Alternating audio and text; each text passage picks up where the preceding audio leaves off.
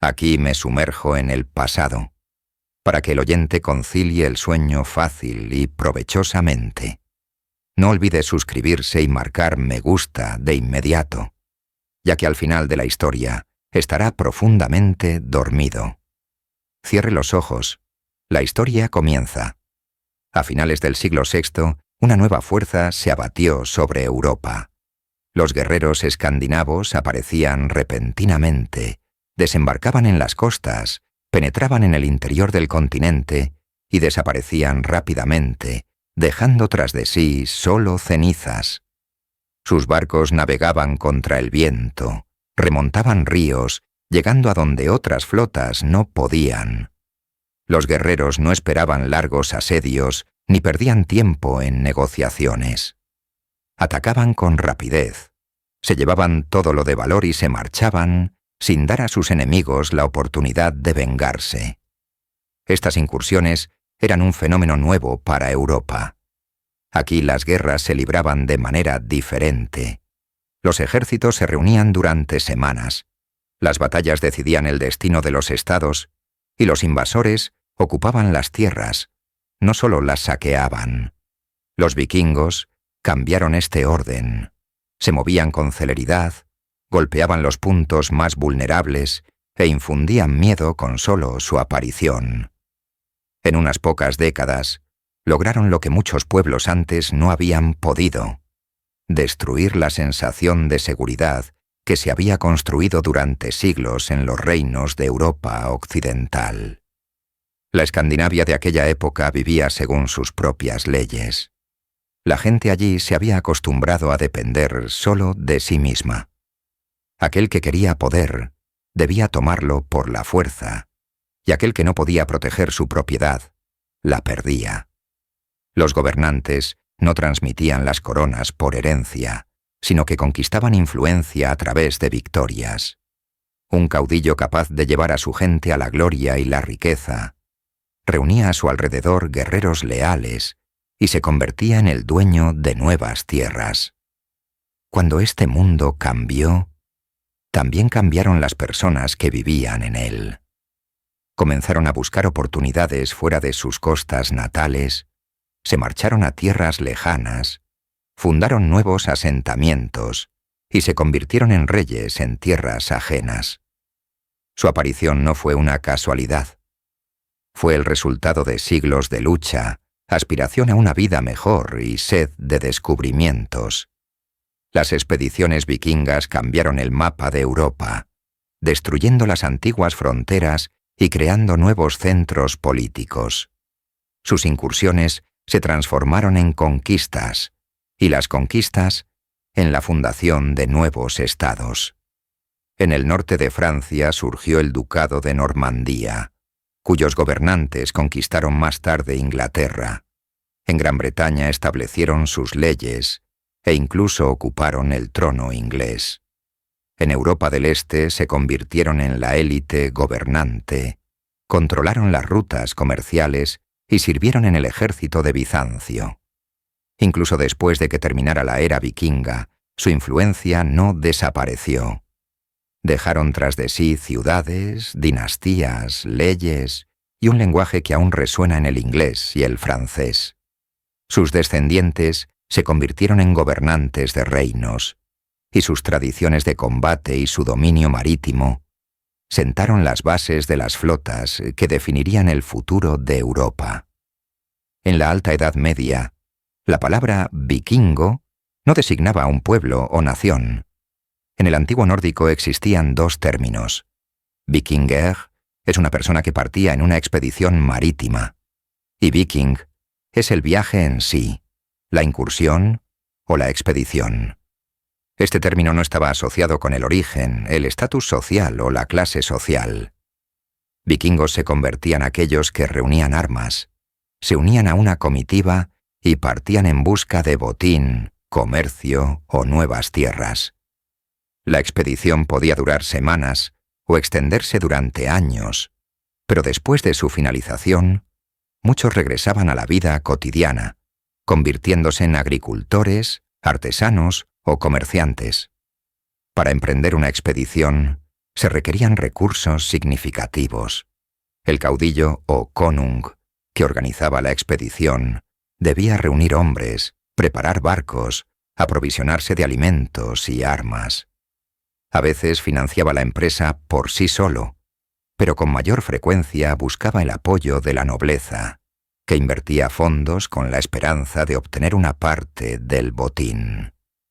Con frecuencia, los campesinos libres ordinarios, que deseaban probar suerte, vendían sus propiedades para comprar equipo y unirse a la expedición.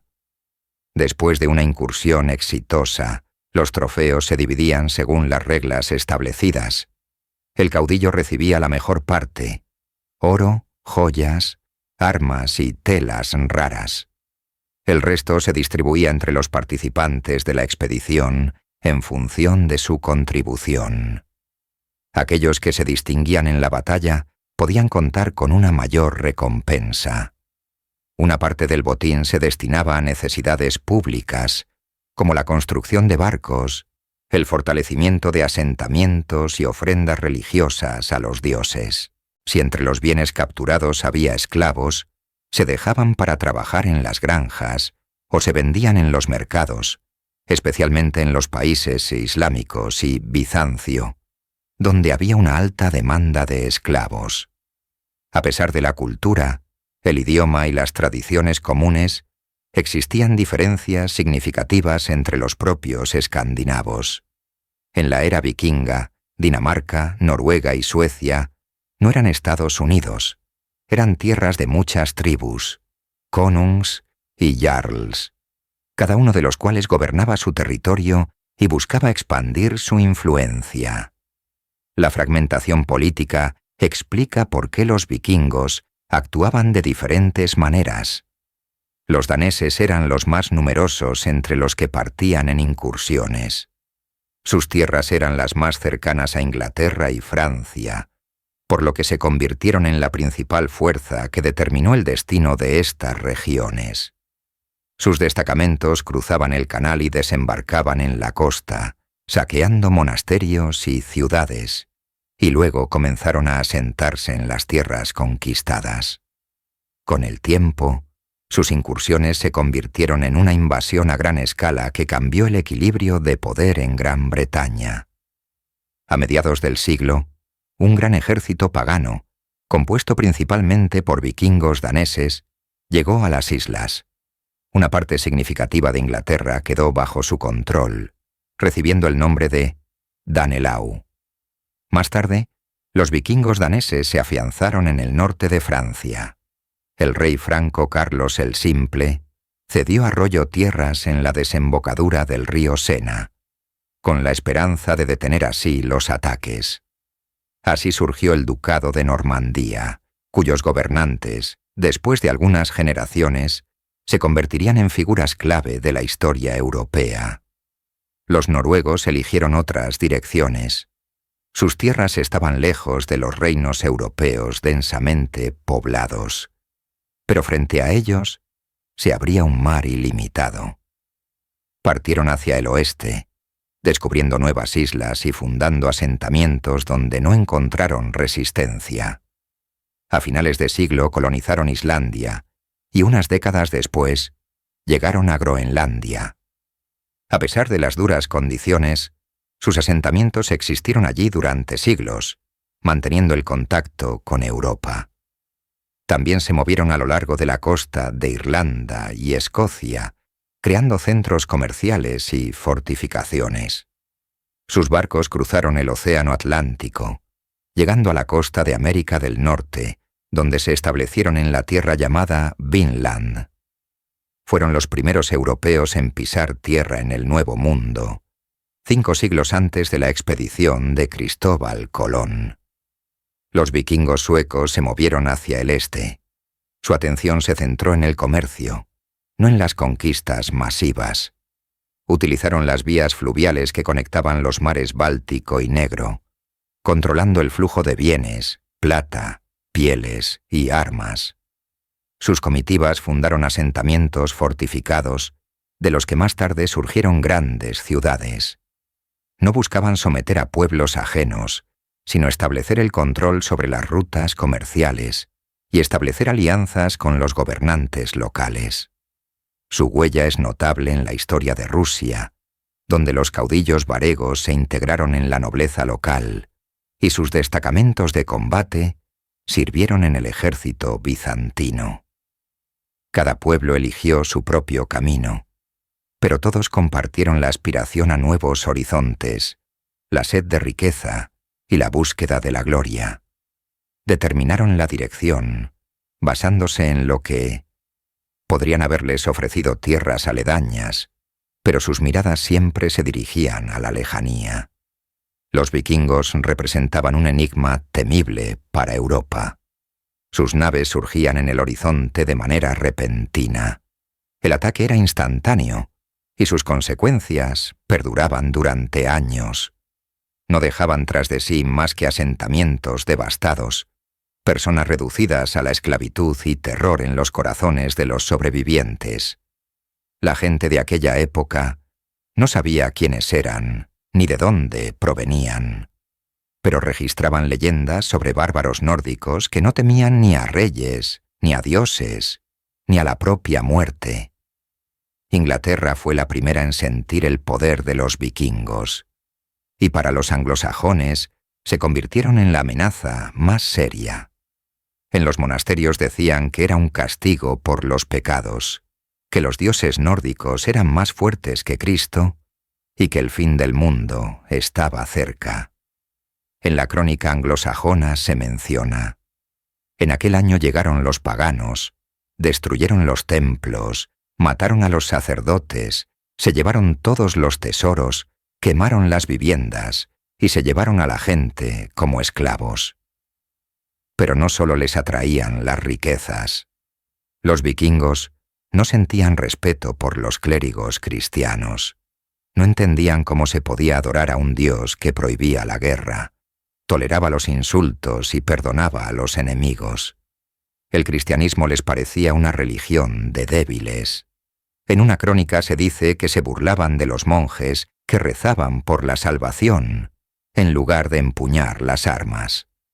Los cronistas francos trataban a los vikingos con el mismo odio, pero con mayor sensatez. Esta imagen se formó bajo la influencia de historias sobre berserkers y Ulfhednar, guerreros especiales a los que se atribuía un estado especial en la batalla. Pero, ¿qué se escondía detrás de estas imágenes en la realidad? Los berserkers se mencionan por primera vez en las sagas islandesas y la poesía escáldica.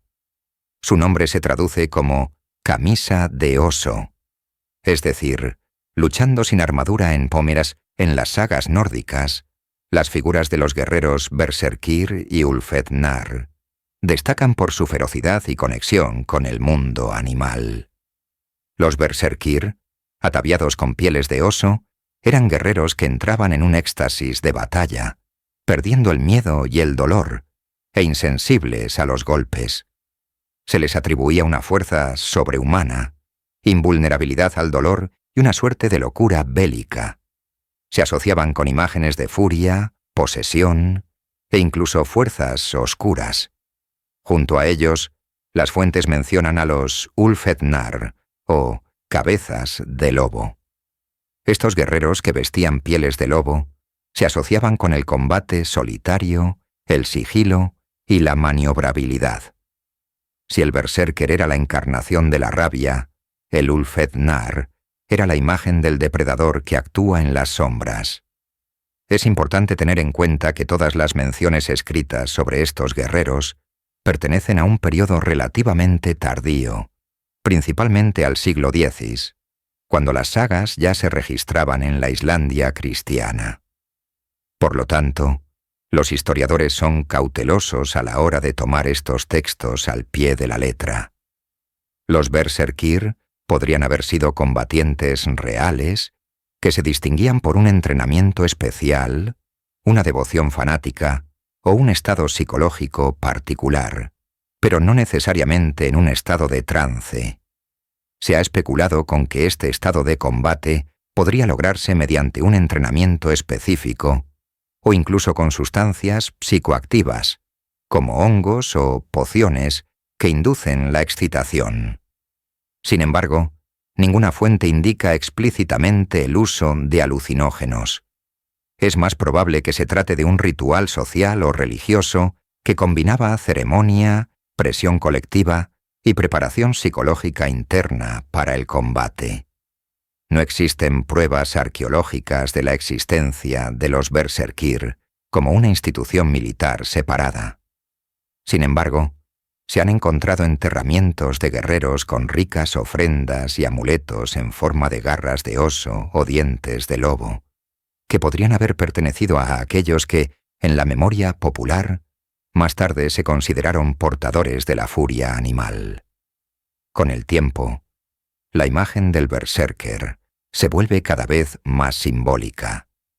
Durante el período cristiano, comenzaron a ser percibidos como peligrosos, antisociales e incluso demoníacos. En algunas leyes de Noruega e Islandia se menciona la prohibición de comportamientos asociados con el berserkismo, lo que indica que tal práctica, aunque de forma modificada, sí tuvo lugar. Los jomsvikingos son otro elemento de la tradición escandinava, envuelto en misterio.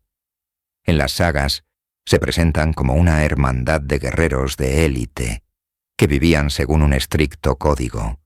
No conocían el miedo, no se retiraban del combate y solo obedecían a su líder.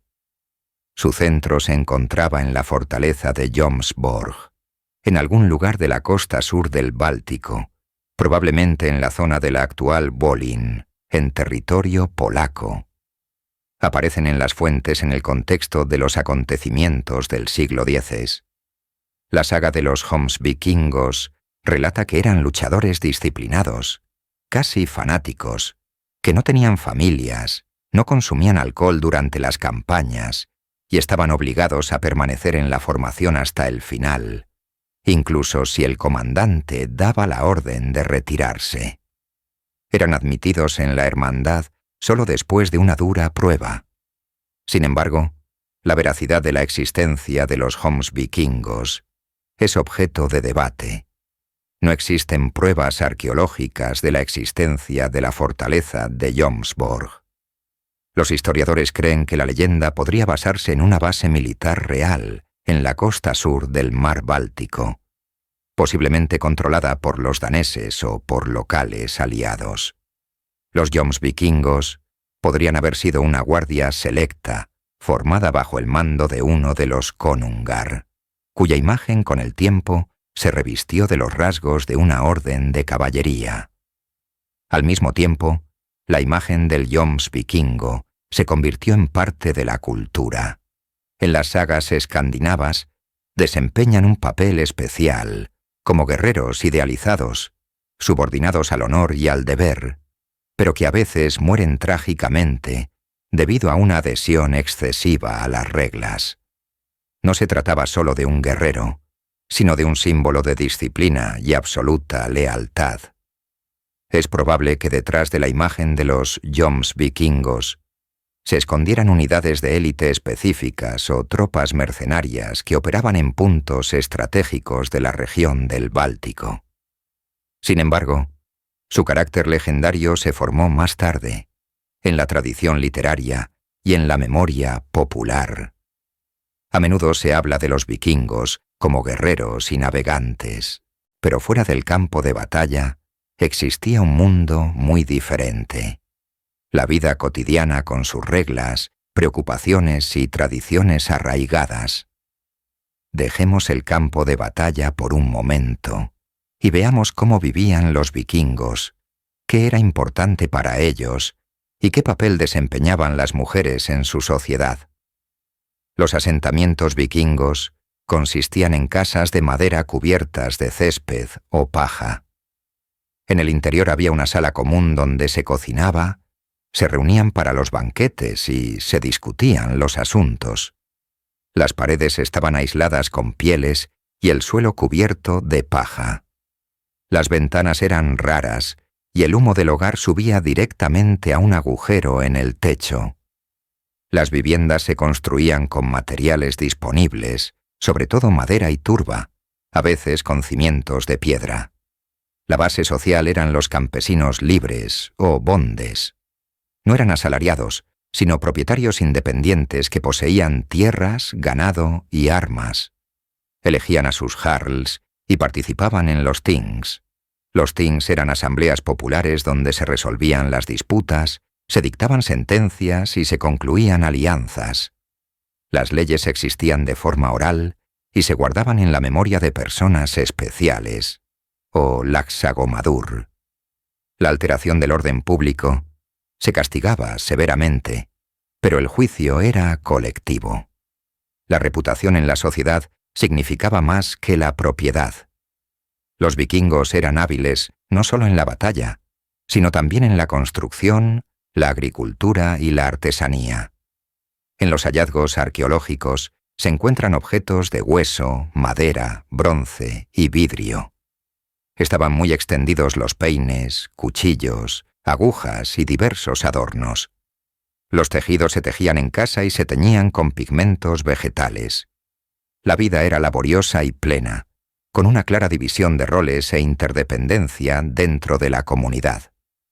La alimentación dependía de la época del año, las condiciones naturales y la riqueza.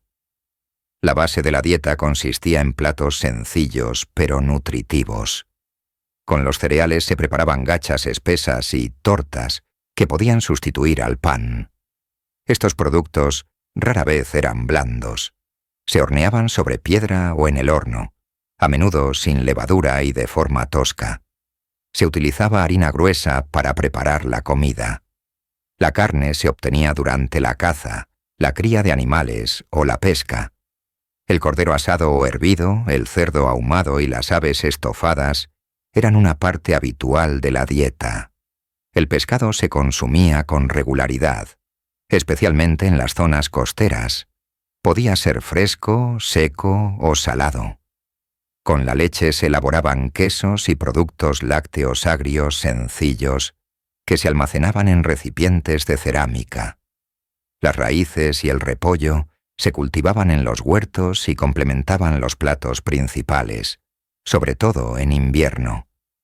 Los festines festivos iban acompañados de la preparación de grandes cantidades de comida y del consumo de bebidas alcohólicas. Las más populares eran la cerveza de baja graduación y el hidromiel, sobre todo en el centro y el norte de Escandinavia. El vino era extremadamente raro. Era importado por los comerciantes y era un placer poco común. La comida se preparaba al fuego en grandes ollas o en utensilios de barro. La comida compartida se consideraba no solo una necesidad, sino también un elemento importante del orden social, donde cada uno conocía su lugar y podía ser escuchado. El papel de la mujer en la sociedad escandinava era más importante que en muchas otras culturas de la época. Aunque no participaba directamente en la política, tenía derechos sobre la tierra, la herencia y la gestión del hogar. En caso de fallecimiento del marido, la mujer se convertía en la cabeza de familia con plenos derechos. Era obedecida por los sirvientes, los trabajadores e incluso los miembros de la guardia personal. Su palabra en los asuntos domésticos tenía mucho peso. Se firmaban contratos matrimoniales con las mujeres. Al mismo tiempo, el divorcio era posible a instancias tanto del hombre como de la mujer. Lo importante era ser. La observancia del honor era primordial. La humillación pública, la traición o la crueldad podían ser motivos de divorcio o litigio legal. La figura de la guerrera es un tema aparte. En la tradición de las sagas se encuentran descripciones de mujeres que luchaban a la par de los hombres, como la Eskjalmo, doncella escudera, Brynhildr y Lagertha. Sin embargo, la mayoría de los historiadores considera esto un elemento literario y no un reflejo de la realidad generalizada. Hallazgos arqueológicos, como el entierro de una mujer con armas en Birka, demuestran que existieron excepciones individuales, pero no se trataba de la norma cotidiana. Con mayor frecuencia, las mujeres demostraban su fortaleza de otras maneras, a través de rituales, la crianza de los hijos y la administración del patrimonio. Muchas eran amas de casa, sanadoras y volvas, videntes. En la epopeya escandinava, a menudo es la mujer quien predice el destino, realiza rituales y preserva el linaje. Su poder no reside en las armas, sino en el conocimiento y el derecho a dirigir la vida del hogar. La imagen de los vikingos en la cultura popular a menudo se reduce a la de guerreros toscos y descuidados. En realidad, era casi lo contrario.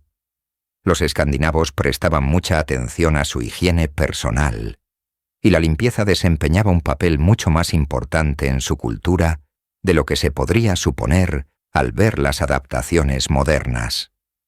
En las fuentes escritas, especialmente las anglosajonas, se encuentran observaciones sorprendidas sobre la frecuencia con la que los nórdicos se lavaban, peinaban y cortaban las uñas. Esto provocaba en los autores tanto respeto como sospechas. Se menciona con especial frecuencia la costumbre vikinga de lavarse diariamente la cara. Para muchos europeos de la época, este comportamiento parecía extraño, incluso sospechosamente afeminado. La costumbre de lavarse por la mañana era casi universal, al igual que el corte regular del cabello, la barba y las uñas. Las menciones a esto no solo se encuentran en las crónicas, sino que también se confirman con hallazgos arqueológicos. En los enterramientos se encuentran peines hechos de cuerno y hueso, cuidadosamente tallados y decorados con motivos. Además de los peines, se conocen pequeñas tijeras, limpiadores de oídos, pinzas, e incluso objetos similares a pinzas de depilar. Todos estos objetos estaban claramente destinados al cuidado personal y se utilizaban con regularidad. El baño era una parte integral de la vida. En islandés incluso se conserva una palabra especial para el sábado, que significa literalmente día de baño. Esto indica una tradición arraigada, no una práctica ocasional. Piedras calientes, construcciones de madera con hogares, vapor y agua fría. Todo esto se describe en las sagas escandinavas como parte de la vida cotidiana. El esmero de los vikingos se manifestaba también en su apariencia.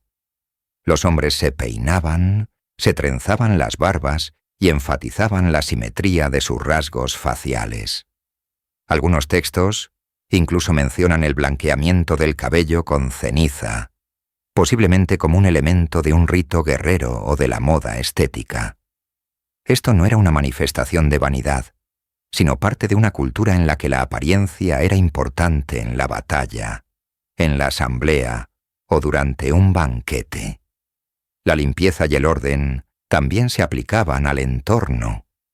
Las casas se limpiaban con regularidad, se barrían y se cambiaban los lechos. Incluso en las casas subterráneas se encuentran rastros de renovación regular de la capa de paja en el suelo. Esto indica que la higiene se percibía no como un lujo, sino como parte de una vida normal y digna. Una vez que hemos comprendido cómo vivían los vikingos y qué constituía la base de su vida cotidiana, es importante entender cómo percibían el mundo que les rodeaba. Todo lo que ocurría, el nacimiento, el clima, la muerte, la victoria o el fracaso, se percibía no como una casualidad, sino como parte de un orden general. La fe no era una idea abstracta, sino la base para comprender la vida y el lugar de cada uno en ella. Los escandinavos representaban el universo como un inmenso árbol, Yggdrasil. Sus ramas y raíces conectaban 9 mundos. Entre ellos se encontraban el mundo de los humanos, las salas de los dioses, la morada de los muertos, las tierras de los gigantes, los elementos del frío y el fuego. Todo existía en paralelo. Todo estaba conectado. Si se rompía el equilibrio en uno de estos mundos, las consecuencias se sentían también en los demás. Esto no era una alegoría, sino la base de su cosmovisión. Los dioses eran parte de esta estructura. Odín se asociaba con la sabiduría, la memoria y el conocimiento secreto. Se esforzaba por comprender las cosas, se sacrificaba para obtener lo que estaba oculto. Thor era percibido como el protector del orden. Se le respetaba por su fuerza, pero sobre todo por su capacidad para mantener el mundo en equilibrio. Freyr representaba la abundancia, el bienestar y la armonía. En diferentes regiones se veneraban también otras fuerzas. En algunos lugares se hacía hincapié en Freya, en otros en los protectores de un linaje o localidad concreta. La invocación a los dioses no se hacía a través de oraciones, sino a través de acciones. La gente ofrecía sacrificios, pronunciaba palabras rituales, realizaba los ritos necesarios. No existía una casta separada de sacerdotes, pero sí personas que sabían cómo actuar correctamente en el momento oportuno. Un papel especial lo desempeñaban las volvas, mujeres que poseían la capacidad de ver lo oculto. Se las llamaba en momentos críticos, cuando había que tomar una decisión importante, emprender una campaña o celebrar una alianza. Durante el rito, la volva entraba en un estado especial e invocaba a las fuerzas que podían indicar el camino. No se la percibía como una bruja. Era una figura rodeada de profundo respeto, con la que no se discutía. Se la escuchaba y se actuaba. Un lugar central en la cosmovisión escandinava lo ocupaba el destino. Este era tejido por seres llamados Nornas en las raíces de Yggdrasil. Nadie podía cambiarlo. Ni siquiera los dioses lo controlaban. El hombre no sabía cuándo terminaría su camino, pero entendía que ya existía. Solo quedaba la pregunta de cómo recorrerlo. La muerte, en este contexto, no se percibía como un final. Era una transición. Aquellos que morían con las armas en la mano podían ser admitidos en el salón de Odín, el Valhalla. Allí, los guerreros seguían existiendo, luchaban, festejaban y se preparaban para la batalla futura. Esto era una continuación de la obligación. Estar allí significaba haber vivido la vida correctamente. Caer con honor era más importante que vivir hasta una edad avanzada.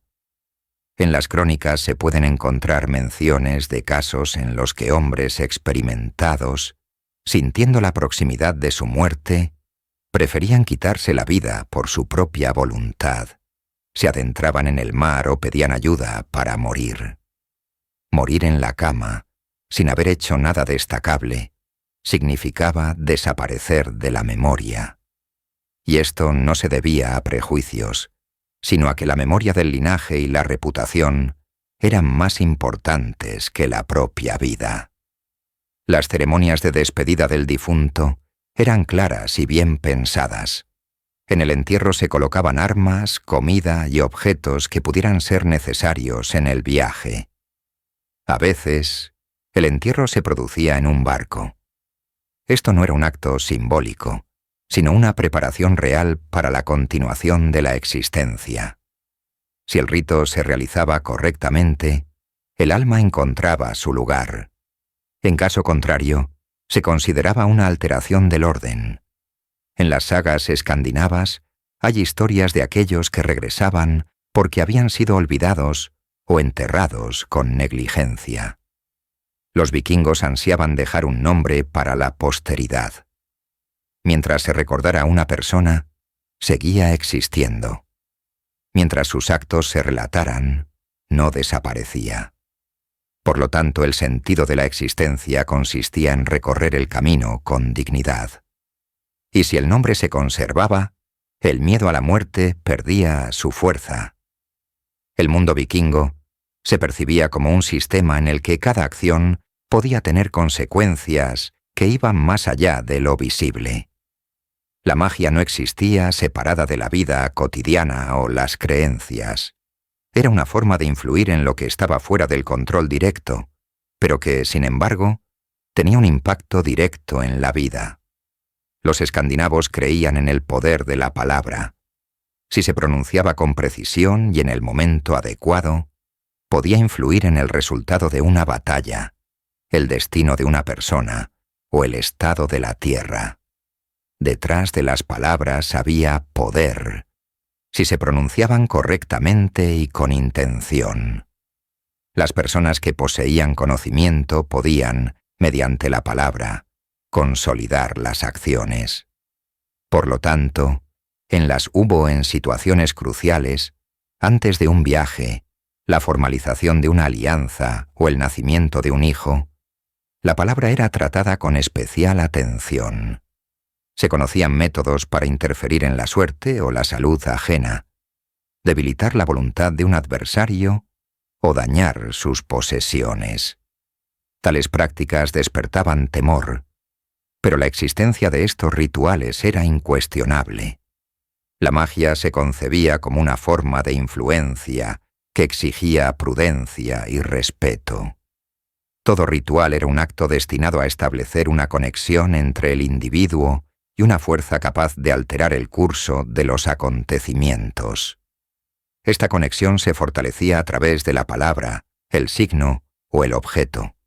Sin ello, el acto se consideraba incompleto. Por consiguiente, cada rito se abordaba como una forma de comunicación con el mundo. El instrumento más preciso para expresar este conocimiento eran las runas. Se trataba de un sistema de signos escritos, donde cada símbolo poseía un significado y un efecto propios. La forma más antigua de escritura rúnica conocida en Escandinavia era el futhark antiguo, un alfabeto de 24 signos divididos en 3 grupos semánticos. Cada runa tenía su nombre y reflejaba no solo un sonido, sino también una imagen, como riqueza, movimiento, protección, destino o fuerza. Estas runas se utilizaron desde los primeros siglos de nuestra era. Posteriormente, a partir del siglo Nestes de Cristo, se introdujo el futhark Joven, un sistema simplificado de 16 signos. Este sistema reflejaba cambios en el lenguaje y se convirtió en el alfabeto principal de la época vikinga. Las runas se utilizaban en situaciones que requerían fijar la voluntad, preservar un nombre, proteger contra la desgracia o potenciar un objeto. Se grababan allí donde tenía sentido hacerlo. La escritura rúnica no era accesible a todos. Cada símbolo significaba no solo un sonido, sino también una imagen, acciones y estados. Una runa podía expresar la idea de movimiento, cosecha, protección, destino o destrucción, por lo que el tallado se realizaba con sumo cuidado. Un error en el signo podía alterar el significado de todo el acto. Las inscripciones rúnicas en piedras conmemorativas alcanzaron especial difusión. Se erigían en honor a los difuntos para preservar su nombre y fijar la conexión entre el linaje y sus acciones.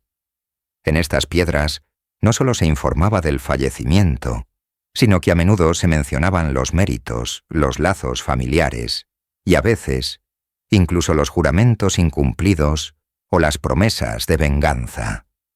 Eran inscripciones dirigidas no solo a las personas, sino también al tiempo. A veces, las runas aparecían en objetos que la persona llevaba consigo. Cumplían una función de protección, recordatorio o estímulo.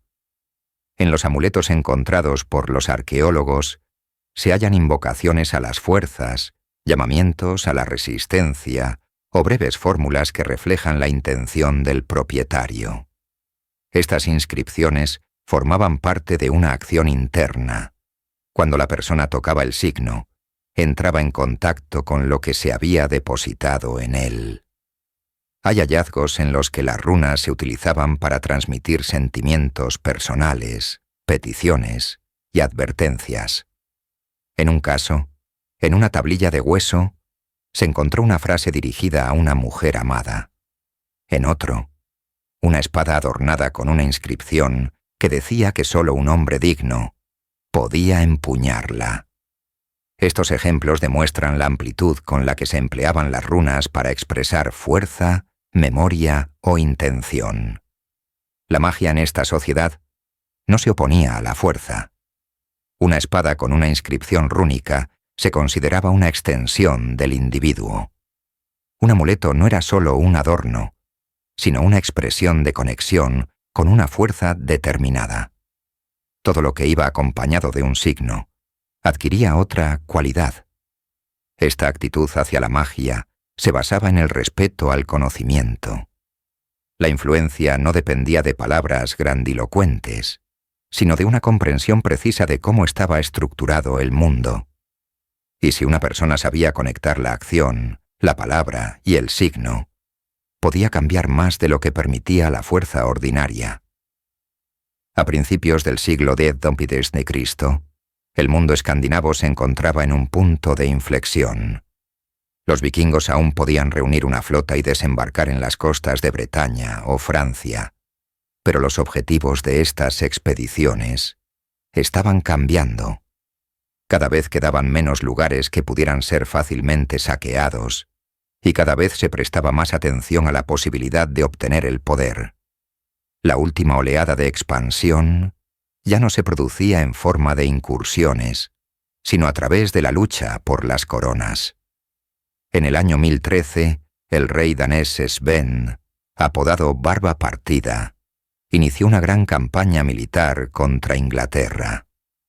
El reino inglés se había visto debilitado por conflictos internos y el desafortunado reinado de Etelredo, a quien sus contemporáneos recordaban como un hombre indeciso e impopular.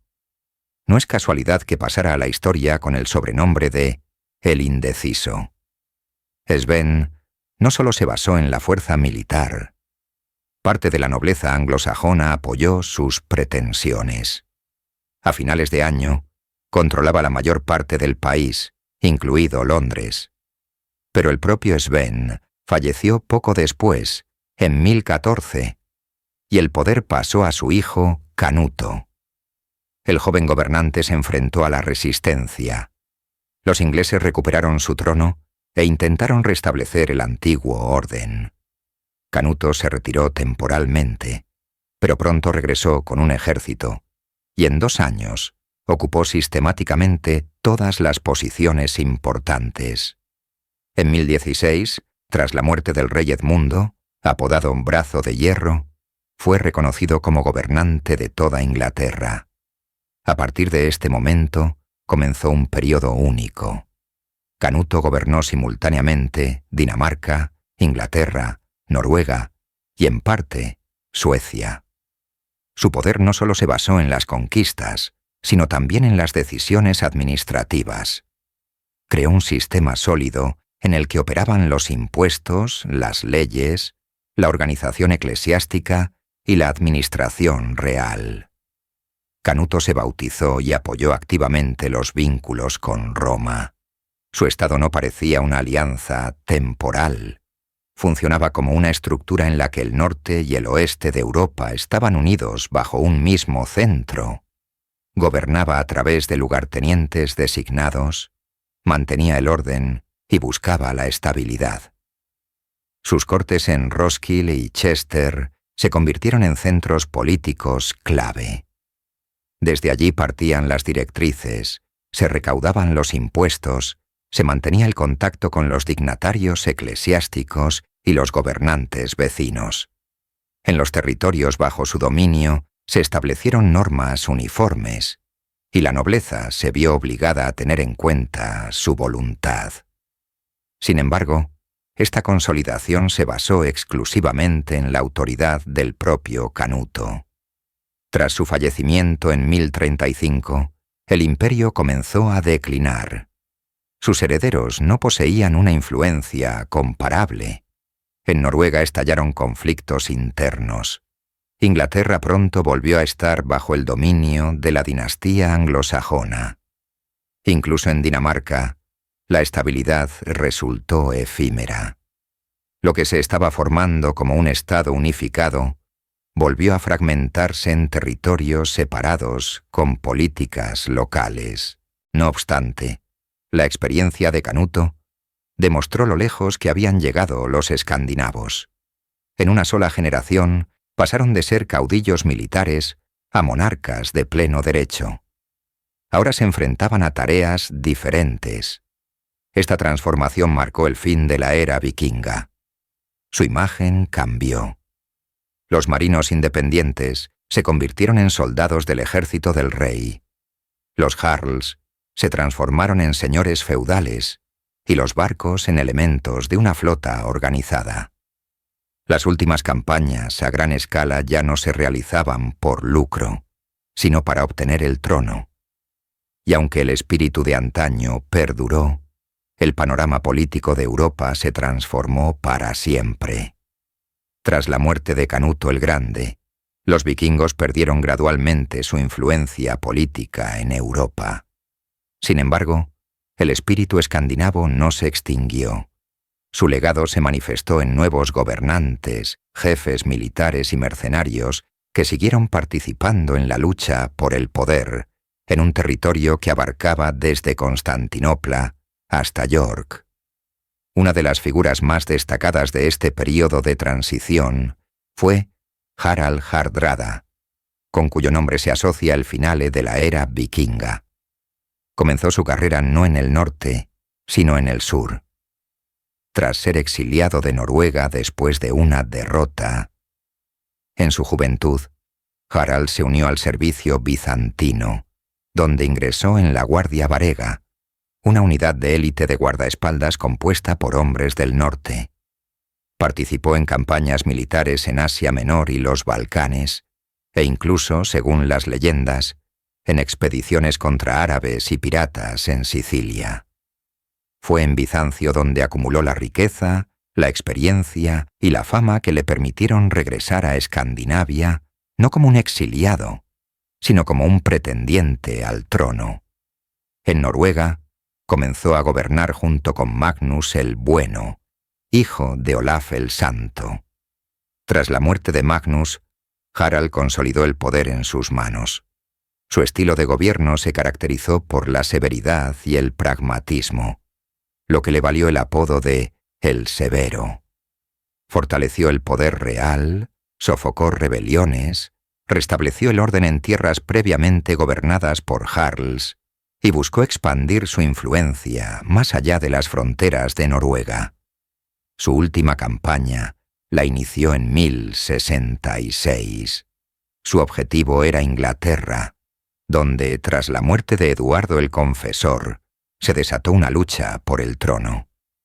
Harald creía tener fundamentos legítimos para reclamar el poder en ese país, basándose en antiguos acuerdos entre escandinavos y anglosajones de la época de Canuto. Reunió una flota y un ejército, desembarcó en el norte de Inglaterra y obtuvo una victoria en Fulford, derrotando a las tropas de los condes locales. Sin embargo, pocos días después tuvo lugar una batalla que se convertiría en una de las más simbólicas de la historia. La batalla de Stamford Bridge quedó registrada en los anales como el fin de un viejo mundo.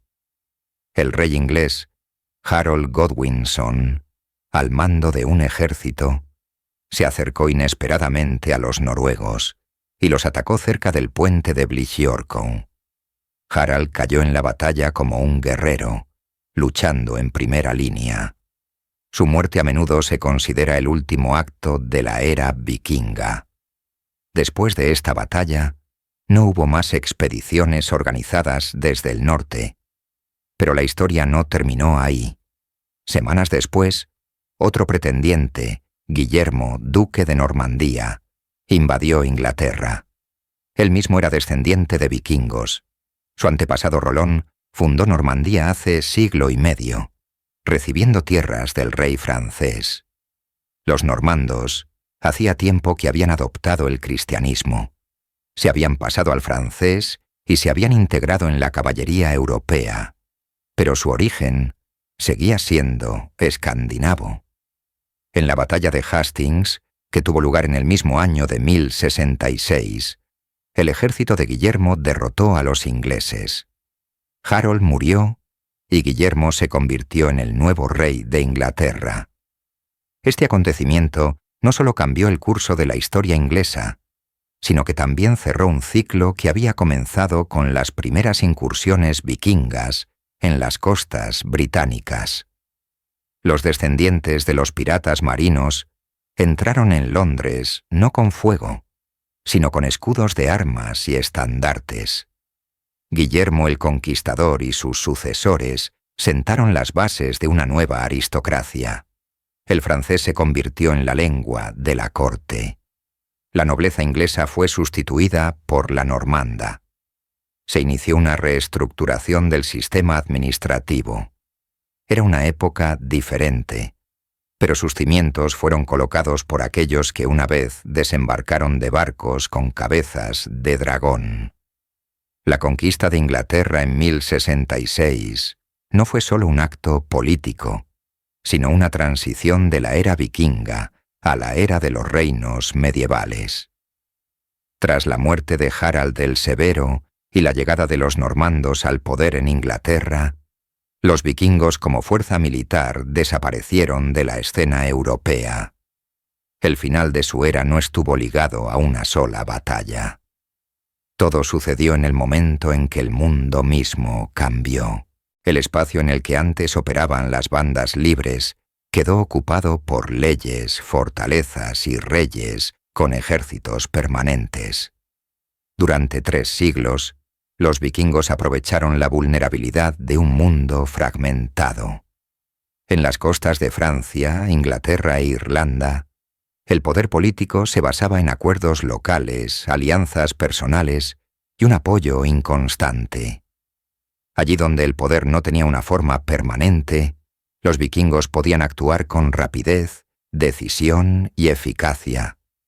Su fuerza residía en la movilidad, en la capacidad de aparecer de repente, tomar lo que necesitaban y marcharse antes de que se reunieran fuerzas para responder. Pero a partir del siglo X, todo cambió. En Europa se fortalecieron reinos construidos sobre otros principios. Los ejércitos se hicieron permanentes. Las guarniciones regulares y los impuestos se recaudaban según un calendario. En Inglaterra, donde hacía un siglo la milicia se reunía mediante un consejo, ahora operaba una estructura real organizada. Las tierras francas y germánicas se cubrieron de una red de obispados con destacamentos armados. Las ciudades se rodearon de murallas de piedra. Surgió una clara vertical de poder que ya no permitía actuar desde fuera. Procesos similares tuvieron lugar en la propia Escandinavia. El poder de los jarls fue cediendo gradualmente a los reyes, y estos ya no se limitaban a dirigir expediciones militares, sino que gobernaban las tierras a través de lugartenientes, leyes y escrituras. Las decisiones dejaron de transmitirse oralmente y pasaron a hacerse a través de documentos. Los tribunales se convirtieron en órganos administrativos, el Ting en un consejo real. Todo lo que antes se basaba en juramentos mutuos se subordinó ahora a una estructura. Las personas que antes dependían de su fuerza y del apoyo de su clan pasaron a depender de un decreto. Esta transición no se produjo de forma instantánea. Estuvo acompañada de resistencia, de la lucha por el viejo orden, de intentos de preservar la independencia, pero la estructura resultó ser más fuerte. Un mundo basado en la ley, las escrituras y la disciplina fue desplazando gradualmente a un mundo donde todo dependía del valor personal y la fuerza de voluntad. En estas circunstancias, la imagen del guerrero libre perdió su significado. Ya no podía controlar el poder porque el propio poder se había transformado. Al mismo tiempo, en Escandinavia se estaba produciendo otra transformación, religiosa. El cristianismo surgió como un sistema. Aportó una nueva concepción del mundo, donde la cuestión central era la salvación del alma. En lugar de un destino forjado por las nornas, el hombre recibía un camino predestinado por la voluntad de Dios. El objetivo ya no era inmortalizar su nombre en la memoria de sus descendientes, sino merecer la vida eterna. El clan ya no era el fundamento de la sociedad. El bautismo integraba al individuo en una nueva comunidad, donde la fe se valoraba más que el origen. La Iglesia proporcionaba una nueva forma de comunicación a través de la escritura, la educación y la predicación. Los reyes se convertían en gobernantes por la gracia de Dios, obtenían el derecho al poder a través del ritual de la unción, eran confirmados por el Papa y entablaban negociaciones con otros monarcas cristianos. Su legitimidad se basaba en el reconocimiento. Junto con esto, la propia estructura de la sociedad se transformó. Surgieron monasterios, escuelas, nuevas formas de procedimiento judicial. El comercio pasó de las relaciones de mercado a la regulación. En lugar de una guardia reunida por llamamiento, funcionaba un ejército permanente. En lugar de una venganza personal, una sanción penal. Todo se fijó, se escribió y se distribuyó según las competencias. Este orden no dejaba lugar a la iniciativa personal que antes definía al vikingo. Pero la desaparición no significó la erradicación. Los escandinavos permanecieron, se integraron en el nuevo mundo. El marinero con hacha se convirtió en caballero. El comerciante de plata se convirtió en mercader en un monasterio. El heredero de un jarl en un vasallo que juró lealtad al rey. La era vikinga terminó porque desapareció el mundo en el que podían existir.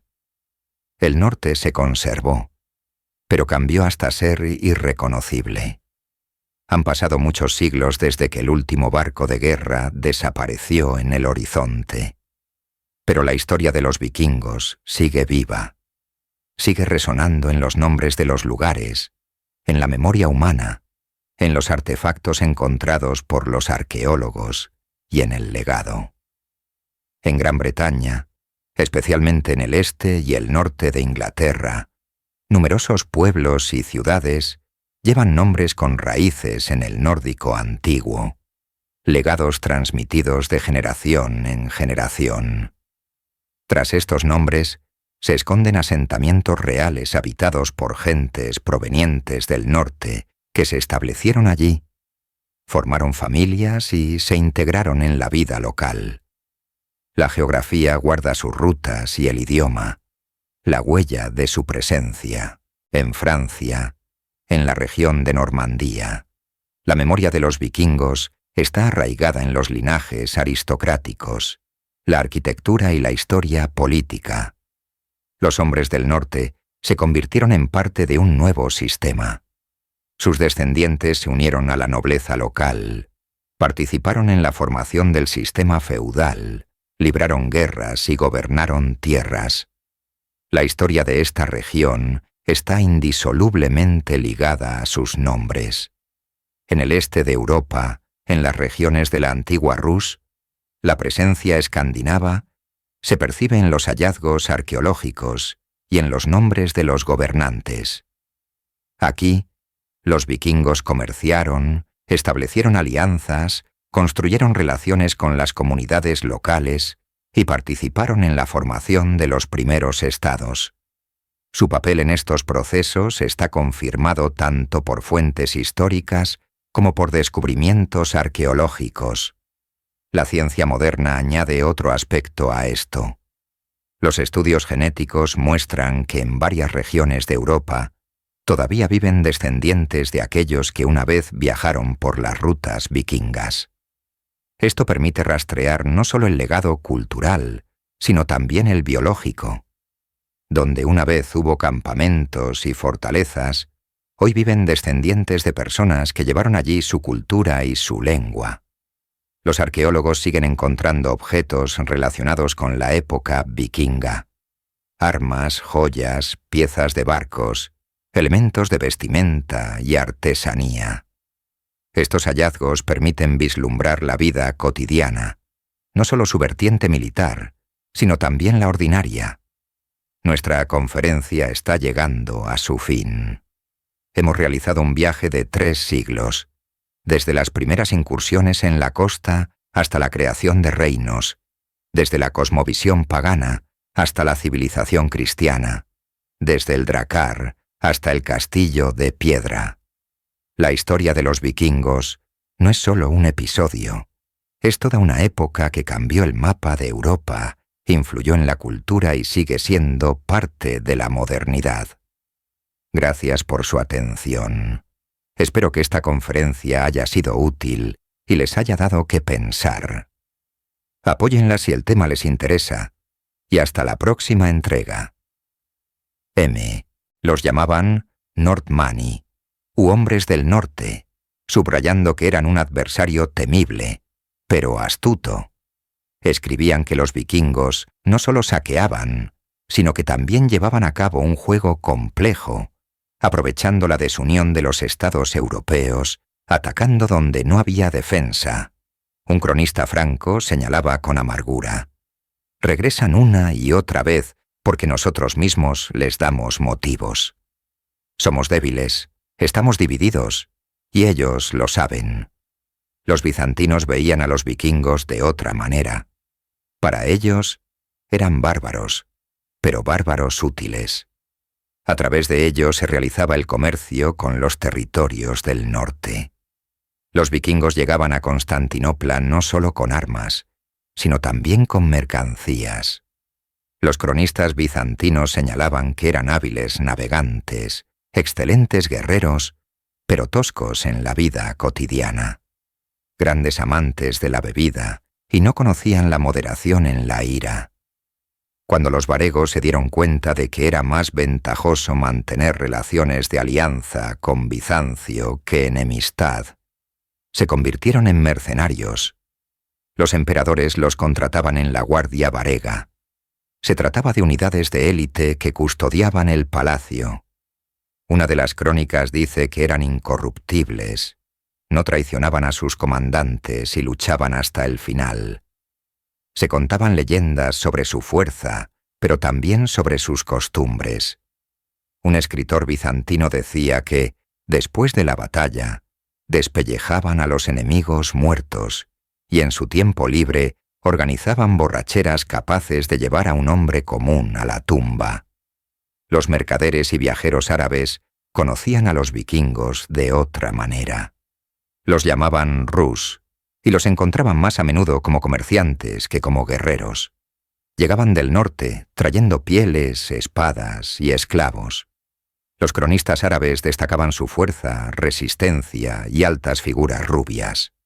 Un autor escribió: «Son como palmeras, son altos, tienen el pelo largo, trenzado en trenzas, limpian sus armas todos los días y no toleran el óxido». Pero los vikingos también parecían salvajes a los árabes. Uno de los viajeros más famosos, Ahmad ibn Fadlan, escribió: «Son los más sucios de todos los que ha creado Alá.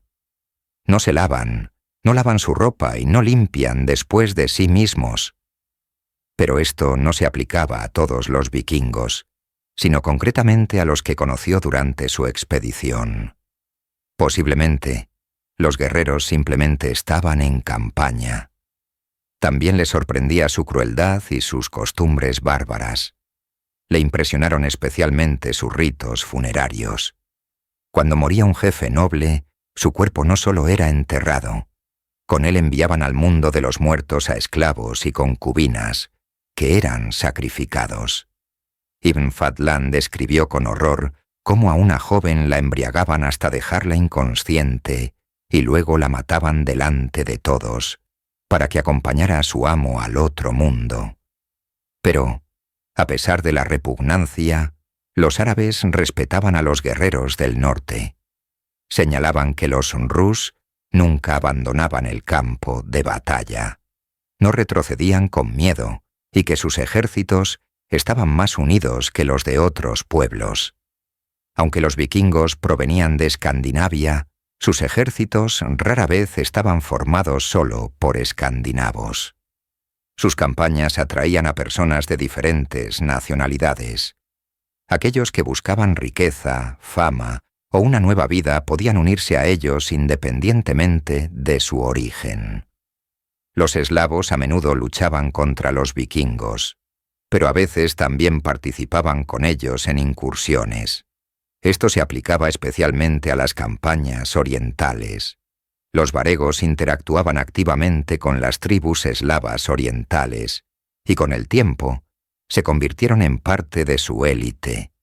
Hay pruebas de eslavos que lucharon codo con los vikingos en las campañas contra Bizancio, y algunos sirvieron en la guardia varega. Los celtas tampoco siempre fueron enemigos de los vikingos. En Irlanda y Escocia, los escandinavos no solo lucharon contra los clanes locales, sino que también establecieron alianzas con ellos.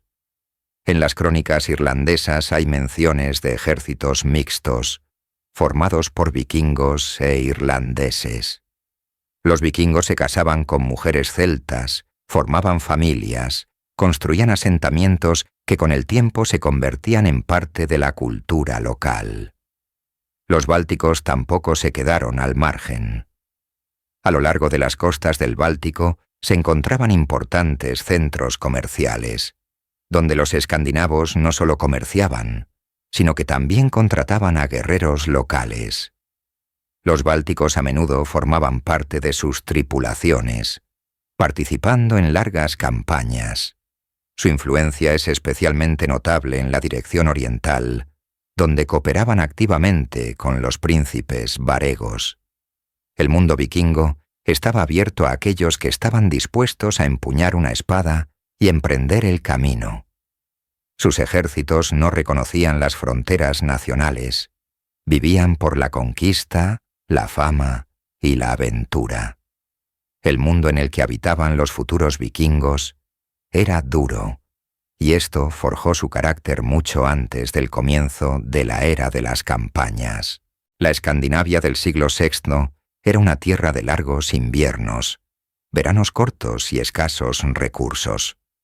Los suelos eran poco fértiles, el ganado no sobrevivía bien al invierno, y las aldeas sobrevivían gracias a la perseverancia y el apoyo mutuo.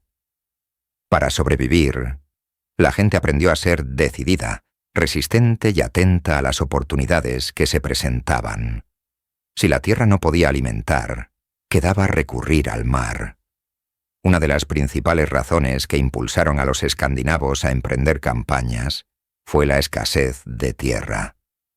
La población crecía, y el territorio apto para la vida y la agricultura era escaso.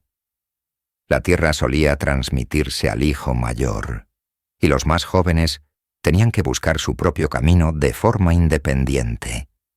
Algunos se quedaban a trabajar para otros, pero muchos elegían otro camino, convirtiéndose en guerreros, comerciantes y viajeros. Las campañas daban la oportunidad de obtener una recompensa, lograr el reconocimiento. En aquella época, la necesidad de ampliar el espacio vital y buscar un nuevo estatus impulsaba a muchos a zarpar hacia tierras inexploradas y a veces a crear su propia economía. Los conflictos internos solo agravaban la situación. Escandinavia era un mosaico de muchos pequeños reinos, aldeas y dominios ancestrales. No existía una autoridad unificada como tal. Las alianzas eran efímeras, y las diferencias entre los gobernantes a menudo se resolvían en batallas. Los derrotados a menudo se iban con su gente a otras tierras, no siempre voluntariamente, pero casi siempre con armas en la mano. Aquellos que no podían encontrar su lugar en su tierra natal, buscaban encontrarlo más allá del mar. La inestabilidad y la escasez de recursos se veían exacerbadas por las dificultades climáticas. En los siglos VI y VII, el clima se tornó más severo e impredecible, provocando la disminución de las cosechas y la intensificación de las hambrunas. Ante la falta de reservas de grano, la población se vio obligada a buscar nuevas formas de supervivencia, entre las que destacaba la expedición. La espada y la vela abrían el acceso a lo que la tierra natal no podía proveer. La expedición no solo tenía una importancia militar, sino también social. En la sociedad escandinava, La generosidad del caudillo era muy valorada. Aquel que regresaba con botín lo compartía con su séquito, fortaleciendo así la lealtad de sus hombres. Las expediciones se convirtieron en una forma de acumular riqueza, un instrumento para consolidar el poder y un medio de influencia política. Equipar un barco, reclutar un contingente y regresar con trofeos no solo significaba éxito personal, sino también el fortalecimiento del peso político. Para muchos jóvenes, participar en una expedición era una prueba y una oportunidad para demostrar su valía. La fama y el renombre se valoraban tanto como la plata. Un guerrero que demostraba valentía se ganaba el respeto, e incluso la mano de una doncella noble. Incluso la muerte en combate se percibía como un camino hacia la gloria eterna. Cuando los vikingos aparecieron por primera vez en las costas europeas, se les conoció como bandidos y asesinos. Su reputación se forjó a partir de las primeras incursiones, los monasterios incendiados y los habitantes locales reducidos a la esclavitud. Ya desde el comienzo de sus expediciones, era evidente que los objetivos se elegían con premeditación. Atacar lugares ricos y poco protegidos, donde el botín era máximo y el riesgo mínimo. A medida que adquirían experiencia, las tropas comenzaron a evaluar la situación de manera más amplia. En lugar de arrasar las ciudades por completo, los vikingos comenzaron a utilizar gradualmente los territorios conquistados como recursos. Esto incluía no solo la tierra y las personas, sino también la infraestructura. Donde antes se destruía todo, comenzaron a surgir mercados, almacenes y talleres. Jorvik, en Britania, se convirtió en un importante centro de artesanía y comercio. De un campamento temporal, pasó a ser un punto de intercambio estable, al que acudían mercaderes y artesanos, donde se comerciaba y se recaudaban impuestos. En Irlanda y Escocia surgieron nodos similares. En el este, el comercio se desarrolló a lo largo de los ríos Dnieper, Volga y Niemen. A través de ellos, los escandinavos llegaron a Bizancio y al mundo islámico, estableciendo intercambios con comerciantes árabes y persas. Estas rutas se convirtieron en una parte vital de la economía escandinava.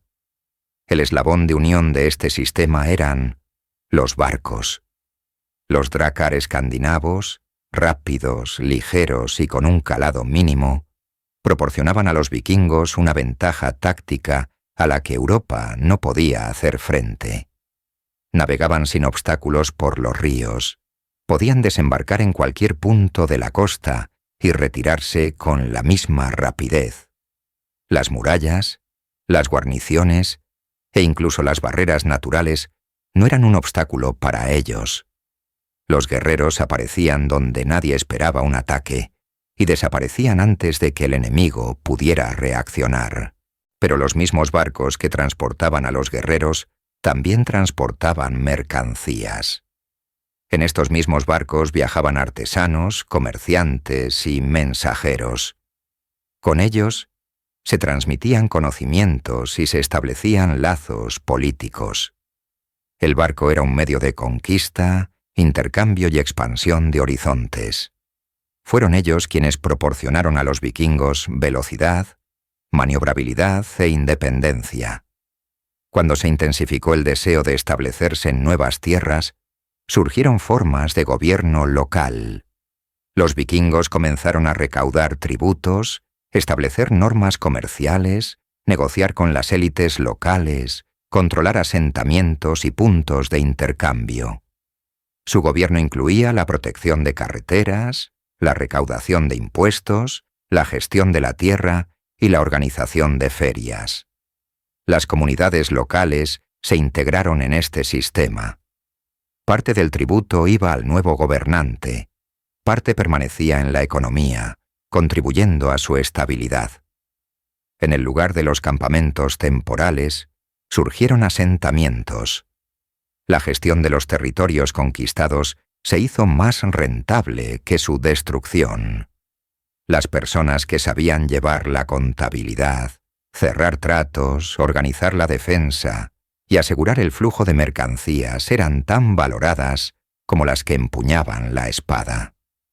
Cuando la economía vikinga comenzó a crecer y sus expediciones dejaron de ser incursiones impulsivas para convertirse en acciones cuidadosamente planificadas, surgió un nuevo enfoque a la hora de elegir los objetivos. Para comprender cómo se asentaron en Europa, hay que remontarse al momento en que su nombre resonó por primera vez en las crónicas. El 8 de junio de 793, el monasterio de Lindisfarne, en la costa noreste de Inglaterra, fue atacado. A la isla se acercaron barcos construidos con una tecnología desconocida para los lugareños. Hombres armados desembarcaron. Actuaron con rapidez, sin entablar negociaciones ni explicar sus objetivos. En pocas horas, el monasterio fue completamente saqueado. Las personas que se encontraban en su interior no ofrecieron resistencia. Los que no pudieron refugiarse murieron o fueron hechos prisioneros. Los monjes capturados fueron utilizados como esclavos o vendidos en los mercados.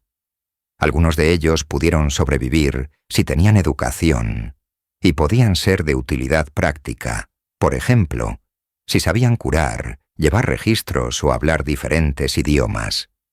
El monasterio de Lindisfarne ocupaba una posición importante. Desempeñaba funciones religiosas, educativas y administrativas. En su interior se encontraban reliquias, se copiaban libros y se acumulaban riquezas donadas por la nobleza local. Al mismo tiempo, el monasterio no tenía fortificaciones.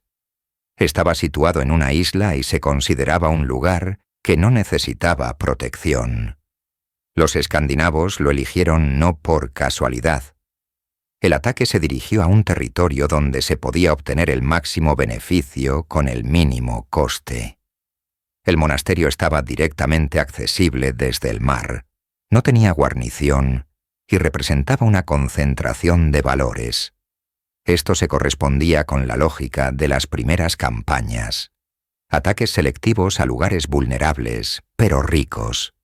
El saqueo de Lindisfarne causó una gran conmoción. Las crónicas registraron lo sucedido como una catástrofe. En los textos de la época aparecieron descripciones de forasteros que venían del mar y atacaban un santuario cristiano. Este ataque se convirtió en un símbolo del comienzo de una nueva era.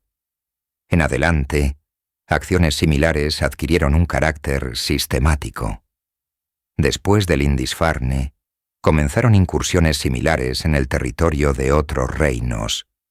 Los monasterios de Jarrow, Irlanda y las costas de Gales y Escocia sufrieron daños. Los escandinavos ampliaron gradualmente la geografía de sus campañas. Señalaron lugares convenientes para el desembarco. Exploraron la costa y evaluaron la preparación de las comunidades locales para la defensa. Los repetidos ataques a los mismos territorios se convirtieron en una práctica habitual. La situación política en Britania favoreció las incursiones. En la isla existían varios reinos independientes: Northumbria, Mercia, Wessex y Anglia Oriental. No tenían un mando unificado. La desunión de los reinos y la falta de coordinación entre ellos crearon unas condiciones favorables para los vikingos. Esta descentralización se había producido históricamente. Tras la marcha de los romanos en el siglo V, Britania se dividió entre varias tribus anglosajonas. Cada región se desarrolló de forma independiente, formando sus propias estructuras de poder y defensa. No existía una administración unificada, y los intentos de unificación terminaban constantemente en disputas internas. Los conflictos internos y la lucha por el poder debilitaron su capacidad para resistir las amenazas externas. La protección de las costas no era una prioridad. Los vikingos se aprovecharon activamente de ello. Sus destacamentos realizaban rápidas incursiones. No se quedaban en un mismo lugar y actuaban con rapidez y por sorpresa. Evitaban las batallas prolongadas, pero alcanzaban sus objetivos. Cuando comenzaron inicialmente, el fortalecimiento se realizaba en un solo lugar, pero el siguiente ataque se dirigía a otra región. En el continente la situación era similar. Tras la desintegración del Imperio carolingio, el poder se dividió entre varios gobernantes. La defensa centralizada se debilitó. Las ciudades del interior no se consideraban vulnerables. Sin embargo, los escandinavos utilizaron los ríos como vías de transporte. Navegaban por el Sena, el Loira y el Garona, atacando centros comerciales y administrativos. Los barcos vikingos les permitían maniobrar rápidamente, eludir las fortificaciones y aparecer donde menos se les esperaba. Los ejércitos locales no lograban reaccionar a tiempo. Los primeros decenios de la expansión vikinga se caracterizaron por su flexibilidad, precisión y un enfoque pragmático. Los escandinavos no buscaban una conquista a gran escala. Analizaban la situación, identificaban los puntos débiles y aprovechaban cada oportunidad. Europa era vulnerable en aquel momento, lo que determinó el éxito de las primeras incursiones y les permitió a los vikingos afianzarse. En el año 865 se inició una nueva fase de la expansión escandinava en Britania. Para entonces, los vikingos ya llevaban 70 años asaltando regularmente monasterios y asentamientos costeros. Pero ahora la estrategia misma cambió. En lugar de rápidos saqueos, se inició una campaña a gran escala con el objetivo de conquistar y mantener territorios. Según la crónica anglosajona y otras fuentes, fue en este año cuando llegó a Inglaterra el llamado Gran Ejército Pagano. Los investigadores modernos consideran que esta fue la fuerza militar vikinga más organizada y numerosa de todas las que operaron en Britania. Se estima que su número pudo alcanzar varios miles de hombres. No era simplemente un grupo de asaltantes, sino un ejército móvil con logística de campo, mando y estrategia. Los líderes de este ejército, según las fuentes, fueron los hijos de Ragnar Lodbrok, Ivar el Deshuesado, Halfdan y Uva. Sus nombres aparecen en las sagas y crónicas escandinavas, aunque el grado de su veracidad histórica aún se debate. Según la leyenda, invadieron Inglaterra para vengar la muerte de su padre, supuestamente asesinado por el rey Ela de Northumbria. La cuestión de la existencia del propio Ragnar sigue abierta. Su imagen se conoce principalmente a través de las sagas islandesas, donde se le describe como un guerrero y gobernante glorificado que realizó campañas en Francia y Britania. Sin embargo, estos textos fueron escritos varios siglos después de los supuestos acontecimientos. Los historiadores tienden a considerar a Ragnar como una figura colectiva basada en varios caudillos escandinavos reales del siglo IX. Si tal persona realmente existió, para el momento de la llegada del gran ejército ya habría muerto, y la invasión de sus hijos a Inglaterra habría ocurrido después de su muerte, legendaria o real. Inglaterra en ese momento permanecía políticamente fragmentada.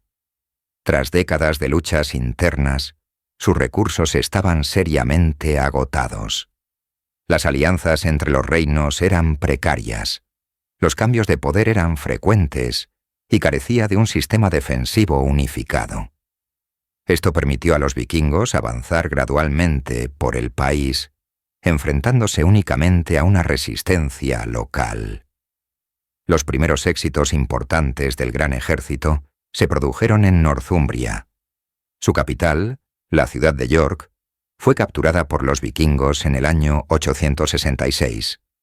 La ciudad tenía una importante relevancia estratégica. El control sobre ella permitía gestionar las rutas comerciales del norte y afianzarse en la región. Poco después, los reyes de Northumbria, Ela y Osbert, intentaron recuperar York, pero su ejército fue derrotado y ambos reyes murieron en la batalla. A continuación, los vikingos avanzaron hacia Anglia Oriental. El rey local, Edmundo, fue capturado y, según la leyenda, ejecutado por negarse a abjurar del cristianismo. Su muerte se volvió simbólica. Más tarde fue reconocido como mártir y canonizado, convirtiéndose en uno de los santos nacionales. Después de Anglia Oriental, el ejército se centró en el territorio de Mercia. Aquí no hubo prácticamente ninguna resistencia organizada. Algunas ciudades se rindieron sin luchar. El rey de Mercia, Burgred, prefirió abandonar el país y exiliarse. La región pasó a estar bajo control vikingo. El único reino que no se sometió durante esta campaña fue Wessex. Su gobernante, Alfredo el Grande, se negó a pagar un rescate y comenzó a construir la defensa. Pero eso ocurrió más tarde. A mediados de la década de 860, casi toda la Inglaterra oriental y central se encontraba bajo el dominio vikingo. Estos territorios se convirtieron en la base del Danelaw, una zona en la que se aplicaba el derecho escandinavo, se construían asentamientos y se desarrollaba el comercio. El gran ejército no llegó solo por botín. Planeaba una presencia a largo plazo y la reorganización de las tierras conquistadas. A finales del siglo IX, los vikingos habían dejado de ser una amenaza inesperada. Sus incursiones se habían convertido en una parte regular de la política europea. No solo saqueaban, sino que dirigían verdaderas campañas. Las tierras francas, que antes parecían inalcanzables, se convirtieron en un objetivo accesible desde el agua. Entre todas las expediciones, el asedio de París en el año 885 fue la mayor acción de los escandinavos contra el reino franco occidental. El imperio de Carlomagno ya se había disuelto en este momento. Sus fronteras se habían conservado formalmente, pero el poder real había pasado a los gobernantes locales. El ejército central se había debilitado, la autoridad real había perdido prestigio, y cada gran ciudad se defendía prácticamente por sí sola. París aún no era la capital, pero ya desempeñaba un papel clave como centro comercial y punto estratégico en el Sena. Se convirtió en un objetivo simbólico. En el otoño de ese año, un enorme ejército vikingo se acercó a la ciudad. Las crónicas francas hablan de 500 o 700 barcos, lo que incluso teniendo en cuenta una posible exageración, habla de una fuerza considerable. El número total variaba entre 3 y 10.000 guerreros. Es difícil decirlo con certeza, pero incluso la estimación mínima convertía esta campaña en la más grande de la historia de los enfrentamientos con los francos. El ejército estaba comandado por un líder llamado Siegfried. Ofreció a la ciudad rendirse y pagar un rescate, como era costumbre, cuando muchas ciudades preferían comprar su salvación de la destrucción. Pero esta vez, París se negó. La defensa fue dirigida por el conde Odo, un joven feudal que no contaba con el apoyo directo del rey. Fortificó la ciudad y concentró la defensa en la Île de la Cité, un puesto de avanzada natural en medio del Sena, conectado con las orillas por 2 puentes de madera. Esta decisión permitió mantener la defensa. A pesar de la superioridad numérica del enemigo, las primeras incursiones vikingas se caracterizaron por su rapidez y agresividad. Intentaron incendiar los puentes, abrirse paso tanto por tierra como por agua, pero todos sus intentos fracasaron. La ciudad resistió y comenzó un largo asedio, que duró casi un año. Los vikingos cortaron el suministro de provisiones, saquearon los alrededores, quemaron aldeas y tendieron emboscadas en las carreteras. París quedó completamente rodeada. En la ciudad se propagaron las enfermedades. Hubo escasez de alimentos, pero la guarnición no se rindió. El propio Odo participó en las incursiones, mantuvo el orden y controló el suministro, en la medida de lo posible. Durante el asedio, Odo se abrió paso 2 veces a través del cerco para apelar al rey Carlos el Gordo. Sin embargo, este no se apresuró. Su posición era precaria y no estaba dispuesto a arriesgar su ejército. Fue a mediados de 886 cuando se acercó a la ciudad y en lugar de una batalla, comenzaron las negociaciones. Los vikingos exigieron permiso para navegar río arriba por el Sena. Carlos accedió y les pagó unos 700, fue a cambio de una enorme suma de plata. Considerada una fortuna en aquel entonces, los vikingos se retiraron. Para ponerlo en perspectiva, con esa cantidad se podría haber contratado un ejército entero durante meses o rescatado a decenas de nobles prisioneros. Superaba los ingresos anuales de muchos condados importantes. Los cronistas francos lo interpretaron como una humillación, pero formalmente, París no fue tomada y el rey evitó una confrontación directa. El asedio llegó a su fin y los vikingos abandonaron la ciudad. Pero las consecuencias fueron significativas. El conde Odón se ganó el reconocimiento. Su tenacidad en la defensa de la ciudad le aseguró legitimidad política. Poco después, fue elegido rey del reino franco occidental, no por derecho de sangre, sino por su demostrada capacidad de defender el territorio. El asedio en sí mismo se convirtió en un punto de inflexión. Los vikingos demostraron su capacidad para llevar a cabo operaciones a gran escala, no solo incursiones. Su interés ya no se limitaba a obtener ganancias rápidas. Estaban dispuestos a bloquear ciudades, destruir infraestructuras, negociar y dictar condiciones. La resistencia de París también sirvió como señal de que la era de las incursiones impunes estaba llegando a su fin, y las ciudades europeas comenzaban a aprender a defenderse. Sin embargo, ese año sirvió como recordatorio de que, incluso sin un asalto, los vikingos podían lograr sus objetivos. Obtuvieron plata, influencia y el derecho a seguir avanzando. Europa aún no estaba preparada para una defensa constante. Pero París resistió y sentó un precedente que otros comenzarían a seguir décadas después. A principios del siglo X, las incursiones vikingas en tierras francas dieron paso a intentos de establecerse en aquellas regiones donde la resistencia era débil y las condiciones favorables. El poder supremo del reino carecía de recursos para una defensa completa. En estas circunstancias, surgió la idea de que, si era imposible contener el ataque por la fuerza, se podía transformar en un acuerdo. En el año 911, el rey Carlos el Simple propuso un compromiso al líder escandinavo Rollón, uno de los líderes nórdicos más influyentes, bien conocido tanto por los lugareños como por la propia corte. Rollón lideraba tropas que no solo realizaban incursiones, sino que también creaban campamentos de invierno y mantenían puntos estratégicos. El poder detrás de él era real y establecido. El acuerdo se firmó en Saint-Clair-sur-Epte. Según sus términos, Rollón recibiría tierras en el curso bajo del Sena, con centro en Rouen. Estos territorios pasarían a estar bajo su control a cambio de varias obligaciones.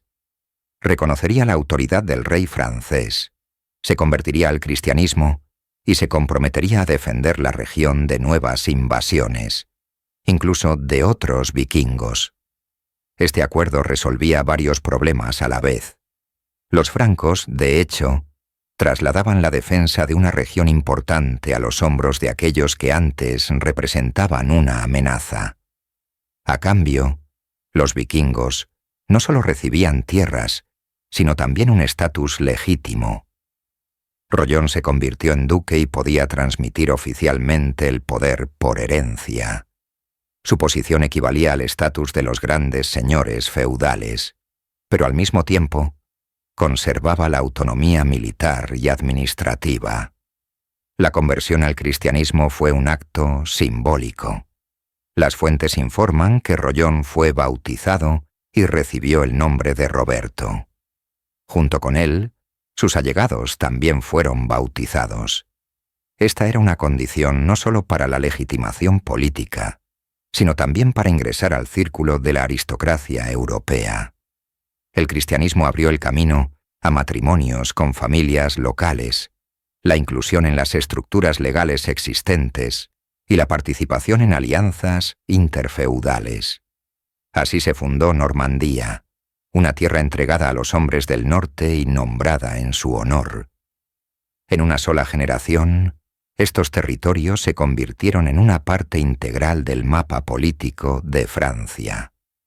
Los descendientes de Rollón se adaptaron rápidamente, comenzaron a usar el idioma francés, adoptaron las instituciones feudales, pero conservaron la organización militar y las tradiciones de gobierno formadas en el norte. Normandía se convirtió en un ejemplo de cómo los antiguos invasores pudieron no solo establecerse, sino también convertirse en una nueva élite. No se disolvieron en la cultura local, sino que la reelaboraron a su manera. Los vikingos dejaron de ser una amenaza externa y se convirtieron en una clase dominante. A mediados del siglo X, los escandinavos comenzaron a moverse cada vez más hacia el este. Aquí, no estaban interesados en el botín militar, sino en el comercio. A través de los ríos de Europa del Este pasaban las rutas terrestres y fluviales más ricas, que conectaban el mar Báltico con las tierras del sur, primero eslavas, luego jázaras, y más allá hasta las fronteras de Bizancio y el este árabe.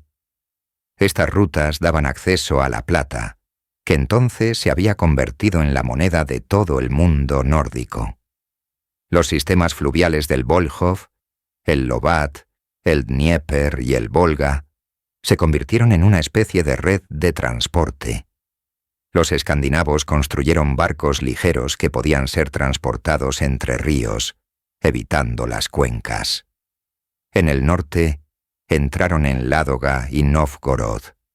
Desde allí avanzaron hacia el sur a través de las antiguas tierras de los eslavos, los finougrios y los bálticos. En esta ruta surgieron campamentos permanentes, puntos fortificados y almacenes comerciales, algunos de los cuales con el tiempo se convirtieron en ciudades. El contacto entre los escandinavos y las tribus eslavas orientales no comenzó con la guerra. Los varegos actuaron como una fuerza militar y comercial organizada. Cobraban tributos, brindaban protección a las caravanas y establecían el control sobre secciones de la ruta donde se requería estabilidad. Esta fue una transición de las incursiones espontáneas a un papel político, especialmente en las regiones del norte de la futura Rusia. En la tradición eslava, los escandinavos recibieron el nombre de varegos. Esta palabra llegó a denotar no solo a personas del norte, sino también a toda la capa de la élite extranjera que gobernaba los centros comerciales y las estructuras militares. Al mismo tiempo, en las fuentes occidentales y orientales aparece el término Rus. Con gran probabilidad, también es de origen escandinavo y originalmente significaba una guardia, unida por asuntos comerciales y militares. Más tarde, esta misma palabra se convertirá en el nombre de un nuevo estado.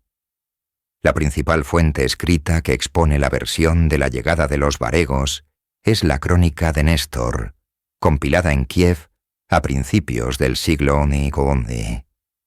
En ella se cuenta cómo las tribus eslavas y finougrias, cansadas de los conflictos internos, llamaron a un príncipe varego llamado Rurik para restablecer el orden. Llegó con una guardia, se instaló en Ládoga y luego en Novgorod. Después de su muerte, el poder pasó a un colega que, a su vez, se apoderó de Kiev y la convirtió en el centro de un nuevo estado. El texto de la crónica contiene elementos de mitificación. El nombre de Rurik es desconocido.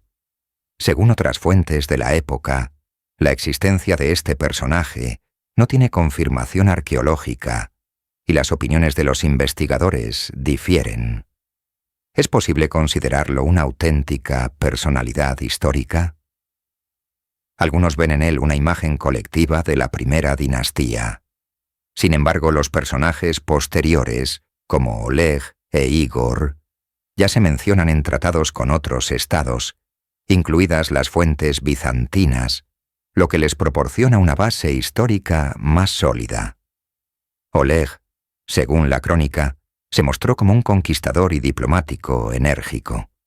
Sometió a Kiev, unió las tierras eslavas orientales del norte y del sur, y controló tramos clave de la ruta comercial. Su sucesor, Igor, continuó fortaleciendo el poder. Los descubrimientos arqueológicos confirman la presencia de grandes centros en Ládoga, Novgorod y Kiev, ya en los siglos IX y X, con claras huellas de presencia escandinava, desde elementos de armas y adornos hasta rituales funerarios. Por lo tanto, los varegos en Europa del Este actuaron no como invasores, sino como integradores. Se incorporaron a la estructura de poder local, se adaptaron al entorno eslavo, pero al mismo tiempo conservaron sus propias costumbres en asuntos militares y comercio. De la unión entre las estructuras tribales locales y la élite militar escandinava, gradualmente comenzó a formarse la Rus. Hacia finales del siglo X, los vikingos habían dominado las rutas fluviales de Europa del Este. El comercio con los países del sur se fortaleció. Las rutas se volvieron más seguras y en un momento dado, los escandinavos dejaron de ser meros intermediarios para convertirse en participantes activos en el sistema internacional de intercambio. Esto llevó a una convergencia con dos poderosos centros, el Imperio bizantino y el Oriente Islámico. A través de un sistema de ríos y portajes, alcanzaban el Mar Negro y desde allí las costas del Bósforo. Constantinopla, la ciudad más grande del Mediterráneo oriental, causaba una enorme impresión en los escandinavos. En las crónicas se la mencionaba como Miklagardr, que significa gran ciudad. Fue allí donde se encontraron por primera vez con una civilización urbana desarrollada, ritos imperiales cristianos y un ejército de nuevo tipo. Inicialmente, los bizantinos desconfiaban de los vikingos, viéndolos como una amenaza potencial desde el norte, pero pronto se dieron cuenta de que esta fuerza podía ser utilizada. Los escandinavos se distinguían por su belicosidad, organización y disciplina. Luchaban en destacamentos que obedecían únicamente a su líder. Su estilo de combate era adecuado para tareas tácticas complejas, especialmente donde la fiabilidad era más importante que el número. A principios del siglo X, el emperador Basilio II tomó la decisión de incluir oficialmente a los varegos en el ejército imperial. Así se creó la Guardia Varega, una unidad militar de élite compuesta principalmente por escandinavos. Servían como guardia personal del emperador, participaban en campañas, custodiaban el palacio y el tesoro. Su lealtad se garantizaba de forma sencilla. Eran extranjeros, no involucrados en las intrigas palaciegas internas. El servicio en Constantinopla se convirtió para los escandinavos en un símbolo de prestigio, que aportaba no solo riqueza, sino también un alto estatus. Después de varios años de servicio, los guerreros regresaban a su tierra natal con trofeos, dinero y experiencia. Muchos de ellos traían consigo armas, telas y plata bizantinas, y junto con ello, elementos de la cultura del sur, motivos arquitectónicos e incluso palabras sueltas. En las sagas escandinavas, Miklagardr se menciona como la ciudad más rica del mundo, donde servían los mejores guerreros del norte. Además de la ruta bizantina, los escandinavos desarrollaron activamente el comercio con los estados islámicos. La ruta principal pasaba por el río Volga, a través de Bulgar, las tierras de Khazaria y más al sur hacia el mar Caspio. Desde allí, las caravanas de mercaderes podían llegar a los puertos del Caspio y, en algunos casos, incluso a Bagdad. Se les describe como comerciantes fuertes, amantes de la libertad, pero al mismo tiempo, pragmáticos. Fue el mundo islámico el que abasteció a Escandinavia de plata. Numerosos dirhams, encontrados en tesoros por todo el territorio de Escandinavia, dan testimonio de la magnitud del comercio. Las relaciones se basaban en el beneficio mutuo. Los escandinavos suministraban pieles, esclavos, miel, cera y armas, y recibían telas, metales, vidrio, joyas y, lo más importante, dinero. No todos podían llegar a Bagdad, pero se han registrado casos. Lo más probable es que los vikingos no viajaran allí solos, sino que se unieran a las caravanas de mercaderes. Su presencia en el sur se confirma por una cadena de contactos desde Bulgar y Khazaria hasta el territorio de Persia y Mesopotamia. Es importante señalar que aquí los vikingos no actuaron como conquistadores. Actuaron a través de lazos diplomáticos y económicos, utilizando las rutas y estructuras políticas existentes. El mundo islámico no fue para ellos un escenario de guerra, sino una fuente vital de plata y artículos de lujo. Por lo tanto, en las direcciones oriental y meridional, los vikingos demostraron no solo su poderío militar, sino también su capacidad de adaptación. Se integraron en sistemas ajenos, conservaron su propia identidad y al mismo tiempo obtuvieron el máximo beneficio. Estos contactos dejaron una profunda huella en la cultura, la economía y la política, tanto de Escandinavia como de los países con los que interactuaron. La fuerza militar sirvió de base para la expansión escandinava, pero los vikingos no aspiraban a crear imperios. No dejaron tras de sí castillos, monumentos o sistemas administrativos desarrollados. Sus objetivos eran diferentes, móviles, puntuales y orientados a resultados. Esto los diferenciaba de la mayoría de los ejércitos europeos de la época. La drucina escandinava podía reunirse en poco tiempo. No era necesario formarla durante meses, como la milicia feudal. Cada participante conocía su lugar y actuaba dentro de un colectivo familiar. Esta flexibilidad permitía a los vikingos actuar por sorpresa, golpeando donde no se les esperaba y desaparecer con la misma rapidez. No buscaban enfrentamientos abiertos, si podían evitarlos. Su táctica principal era la sorpresa y la velocidad. Un papel especial desempeñaban los ríos y las rutas marítimas. Era a través de ellos que los vikingos penetraban en el interior de Europa. Sus barcos estaban construidos de tal manera que podían moverse fácilmente tanto por mar como por ríos, e incluso ser arrastrados por portajes si era necesario.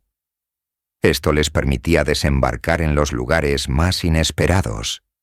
Podían acercarse a una ciudad no por la puerta, sino directamente al muelle, o por un estrecho brazo del río. El armamento de los escandinavos se elegía en función de los principios de accesibilidad y fiabilidad. El elemento más importante era el escudo redondo de madera. No solo protegía, sino que también se utilizaba como una herramienta activa de combate para presionar, maniobrar y romper la formación del enemigo. El tamaño del escudo permitía cubrir la mayor parte del cuerpo, y su ligereza permitía mantenerlo en el aire incluso en un combate prolongado. Como armas, se utilizaban con mayor frecuencia lanzas y hachas de guerra. La lanza permitía mantener la distancia y actuar en formación. El hacha era especialmente eficaz en el combate cuerpo a cuerpo contra escudos y armaduras ligeras. Su forma proporcionaba un golpe potente y la capacidad de actuar en espacios reducidos. La espada no era un arma masiva, sino más bien un símbolo de estatus. Costaba cara, a menudo se transmitía de generación en generación, y se consideraba un signo de hombre libre. Las espadas escandinavas tenían una hoja recta, estaban equilibradas y diseñadas para asestar golpes rápidos y cortantes. Muchas de ellas se fabricaban en el continente y se adquirían. Las hojas llegaban a ellos a través del comercio o como trofeos. Algunos ejemplares, encontrados por arqueólogos, tienen incrustaciones y marcas de maestros. La armadura no estaba al alcance de todos. La mayoría de los guerreros luchaban con ropa gruesa de lana y cuero, a veces con inserciones metálicas. Las cotas de malla, al igual que los cascos de hierro con placas nasales, solo las llevaban los guerreros acomodados. La idea generalizada del casco con cuernos no es más que un mito tardío. En la batalla, tales adornos no solo serían inútiles, sino también peligrosos. En la batalla, la drucina actuaba de forma coordinada. Los guerreros se alineaban en una formación densa, escudo con escudo, formando una línea frontal en forma de una sola barrera. Los guerreros en el centro apoyaban la formación, y los combatientes en los flancos se cubrían unos a otros. El factor clave era la coordinación. Los vikingos no luchaban solos. Cada uno conocía su lugar y la forma de interactuar con los demás. En la conciencia pública, la imagen del vikingo se reduce a menudo a la figura de un guerrero poseído, que pierde el control en la batalla, entra en furia y ataca al enemigo con una fuerza increíble.